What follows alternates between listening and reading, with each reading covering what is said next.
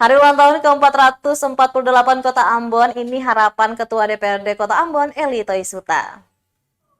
Ketua DPRD Kota Ambon, Eli Toisuta menyampaikan harapannya di momen hari ulang tahun ke-448 Kota Ambon.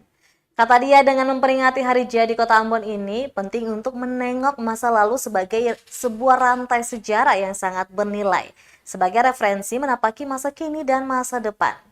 Ia berharap ke depan Kota Ambon yang lebih baik lagi, diantaranya peningkatan pertumbuhan ekonomi dan pengentasan kemiskinan. Selain itu, warga Kota Ambon juga bisa mentaati peraturan daerah agar roda pemerintahan juga bisa berjalan dengan baik. Diketahui, upacara peringatan hari ulang tahun ke-448 Kota Ambon berlangsung khidmat Kamis 7 September 2023. Upacara berpusat di lapangan Merdeka Ambon. Pantauan tripambon.com di lokasi, upacara hari ulang tahun ke-448 Kota Ambon dimulai pukul 9.30 waktu Indonesia Timur. Setelah penjabat wali kota Ambon, Wodewin Watimena dan rombongan tiba di lokasi upacara.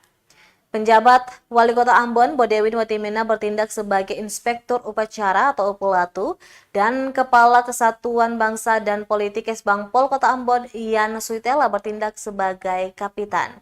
Upacara ini pun berlangsung dengan menggunakan dialek Ambon. Lewat DPRD tentunya ke-448 tahun adalah sebuah usia yang cukup panjang.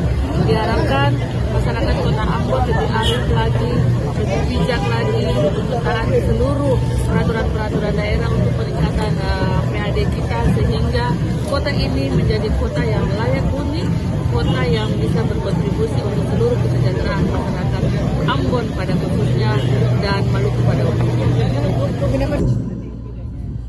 Terima kasih sudah nonton. Jangan lupa like, subscribe, dan share ya.